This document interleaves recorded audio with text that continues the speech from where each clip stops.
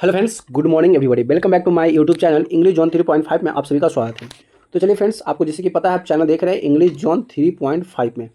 तो फ्रेंड्स, आज हम इस वीडियो में कराने वाले हैं क्लास 7 का इंग्लिश है और ये चैप्टर है और एनसीईआरटी सॉल्यूशन है। आपको पता है कि एनसीईआरटी जो है ना, एनसीईआरटी अब सभी को पढ़ना है। अब ये पढ़ना है, बिहार बोर्ड वाले भी पढ़ेंगे और BSE भी, यानी कि सेंट्रल बोर्ड वाले भी पढ़ेंगे। CBSE बोर्ड वाले भी पढ़ेंगे, यानी कि दोनों बोर्ड को एक ही बुक पढ़ना है, एनसीईआरटी पूरा सॉल्यूशन।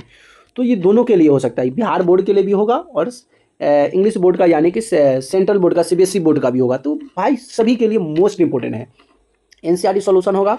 और बुक का नाम है हनीकॉम्ब, चैप्टर 5 है और ये ट्री पोयम वाले हैं। पोयम वाला जो बुक होता है ना, उसी पोयम का हम क्वेश्चन आंसर सॉल्यूशन कराएंगे और एकदम प्यार से, लल्लू पल्लू से एक एक वर्ड को समझेंगे, एक एक वर्ड को तोड़ तोड़ कर समझेंगे और राज सर को पकड़ पकड़ कर समझेंगे। ठीक है, तो चलिए राज सर को पकड़ लीजिए और आप मेरे चैनल को सब्सक्राइब कर दीजिए और ऐसे ही वीडियो देखने के लिए रोचक तरीके से, इंटरटेनमेंट के तरीके से और फॉलो कर लीजिए। ठीक है, तो चलिए प्यारे बच्चों, यहाँ से पहला क्वेश्चन आपके सामने ये आता है। अगर आपका बुक में नहीं मिलता है तो आप बुक खोलिएगा और पेज नंबर 85 निकालिएगा, जिसको हम बोलते हैं 84। उसके बाद निकालने के बाद आपको एक टॉपिक आएगा, वर्क विद द पोयम, उसको निकालिएगा और वहाँ से क्वेश्चन होगा। क्वेश्चन क्या कहता है कि what are game the humans activities which you the tree और in which tree also participate. अब इसका मतलब क्या होता है?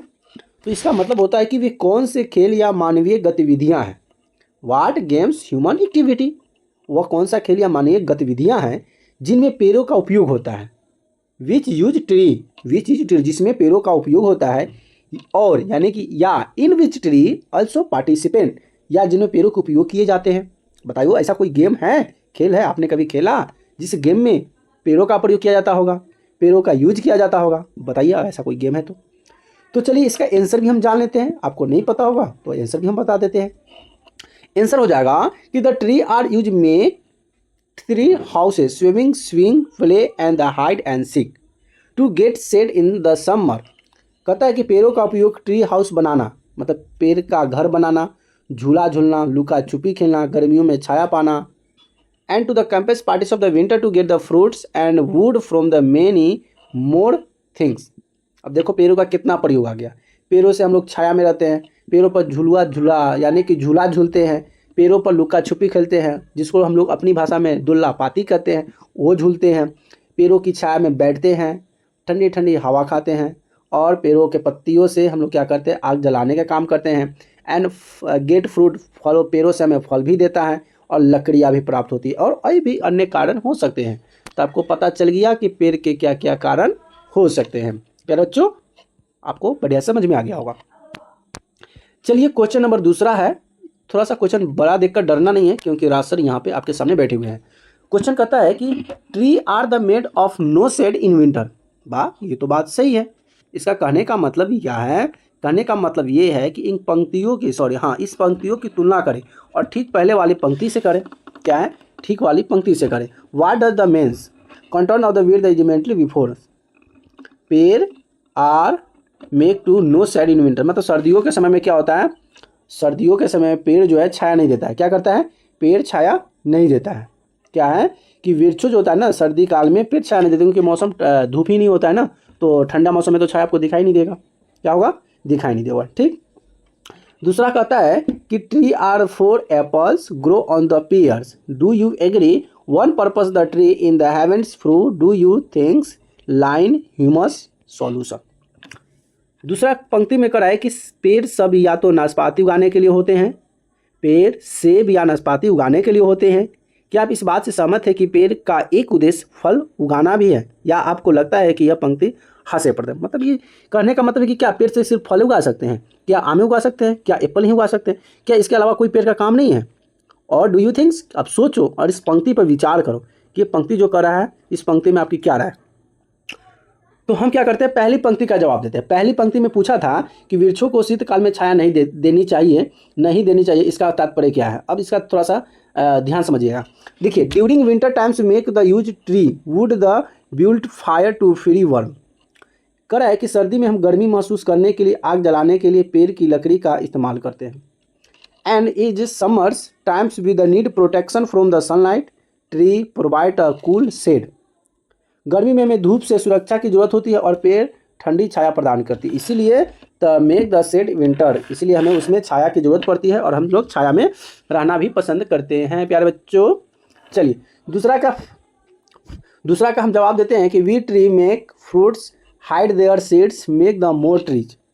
कहता है कि पेड़ अपने बीजों को छिपाने के लिए फल उगाते हैं। भाई उसका बीज होता है ना, अब फल बीज को क्या करता है, तोप देता है, साइड कर देता है, यानी कि हाइड कर देता है।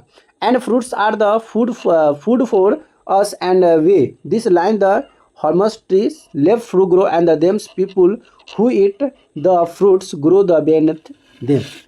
कहता है एक तरफ से यह पंक्ति हास्य है क्योंकि पेड़ अपने ऊपर फल उगाते हैं और इन फलों को खाने वाले लोग उनके नीचे फल उगाते हैं। मतलब ये पेड़ क्या करता है, पहले तो फल उगा देता है, फल उगाता है, अब आप हम सभी फल को खा लेते हैं। अब फल खाने के बाद जो बीज बचता है उस बीज से हम एक और पेड़ उगा देते हैं। क्या उगा देते हैं, पेड़ उगा देते हैं। समझ आ गया। चलिए लास्ट और आखिरी क्वेश्चन आपके सामने ये है। लास्ट और आखिरी क्वेश्चन क्या कहता है, ध्यान से समझना है, ध्यान से देखना है क्योंकि आपके साथ है राज सर। क्वेश्चन है कि with the help of your partner try to the rewrite some line in the poem और add new ones of your ones and following example. करा कि अपने साथी की मदद से कविता की कुछ पंक्तियों को फिर से लिखने का प्रयास करें। जो कविता का पंक्ति लिखा हुआ है आप उसे फिर से लिखने का प्रयास करें या निम्नलिखित उदाहरण की तरह अपनी एक नई पंक्तियाँ जोड़ें। जैसे एक तो उसको लिखने का अभ्यास कीजिए उसी तरह का कविता। अगर नहीं लिखना चाहते हैं तो जो कविता लिखा हुआ है, पंक्ति लिखा हुआ है, उस पंक्ति को क्या कीजिए, आप उसमें कुछ जोड़कर एक नया वाक्य बना दीजिए, नया पंक्ति बना दीजिए। जैसे कि trees are for birds to build next in. कहता है कि पेड़ पक्षियों की घोंसले बनाने के लिए हैं। क्या है, पेड़ घोंसले के पक्षियों को घोंसले बनाने के लिए हैं। Tree are for apples people to sit under. पेड़ लोगों को बैठने के लिए हैं। Now try to the compose similar poem about water और एयर। तो ये तो हो गया, पेड़ से बना दिया। करा है कि नाउ ट्राई, अब तुम क्या करो, पानी और हवा के बारे में ऐसी ही कविता लिखने का प्रयास करो। क्या करो, प्रयास करो। कैसी कविता, मतलब पानी और हवा के बीच में। तो हम बताते हैं कि tree are for sweet fruits, tree are so always the tridents and there are the oxygens, drink water bath in the water. करा कि मीठे फलों के लिए होते हैं, पेड़ हमारी थकान दूर करते हैं और पेड़ हमें ऑक्सीजन देता है। अब हम पेड़ से बना दिए। पहला लाइन में पूछा था ना कि build birds tree are following people के बारे में, तो यहाँ बता दिया कि मीठे फल जल के पेड़ मीठे फलों के लिए होते हैं और हमारी थकान दूर करने के लिए हमें ऑक्सीजन देता है। Water drink to the bath in water. कहता है कि पानी पिए या पानी से नहाएं, पानी पियो या पानी से नहाओ। Do you never the imaging me the without water. कह रहा है कि पानी के बिना हम जीवन की कल्पना नहीं की जा सकती। प्योर वाटर और impure water save the every drop of water. कह रहा है कि शुद्ध पानी हो या अशुद्ध पानी की हर बूंद बचाए, या पानी वो अशुद्ध हो या शुद्ध हो। देखिए पानी शुद्ध हो या अशुद्ध हो, दोनों पानी जो होता है हमें दैनिक जीवन में तो काम आता है। अब शुद्ध पानी पीने के लिए, खाने के लिए, और शुद्ध पानी धोने के लिए, खेत में सिंचाई के लिए, तो ये सब पानी होता है। लेकिन दोनों का पानी, अब कहा जाएगा कि नाले का पानी से क्या फ़ायदा। देखिए नाले का पानी प्यास नहीं बुझा सकता है, आग तो बुझा सकता है। आग बुझाने के लिए कौन सा शुद्ध पानी चाहिए, कौन सा चना अमृत चाहिए। शुद्ध आग बुझाने के लिए कीचड़ वाला पानी का भी हो जाएगा। इसलिए हमें सभी का समय पर बहुमूल्य होता है, मूल्य होता है, इसलिए सबका रिस्पेक्ट किया जाता है। तो फ्रेंड्स यहाँ से जितने भी हम क्वेश्चन कराएं सभी क्वेश्चन मोस्ट इंपॉर्टेंट थे। प्यारे बच्चों आपको हमारी वीडियो कैसी लगी प्लीज़ कमेंट करके जरूर बताइएगा। वीडियो अच्छी लगे तो प्लीज़ वीडियो को एक बार लाइक जरूर कर दीजिएगा, वीडियो को लाइक जरूर कर दीजिएगा, वीडियो को शेयर जरूर कर दीजिएगा अपने दोस्तों के फ्रेंड, और प्यारा सा कमेंट कर दीजिएगा। क्या करना है, प्यारा सा एक कमेंट करना है। और चैनल को सब्सक्राइब नहीं किया तो प्लीज़ चैनल को सब्सक्राइब जरूर कर लेना है। Channel Kumar academy, sorry English zone 3.5 और कुमार एकेडमी 9 मेरा दूसरा चैनल है।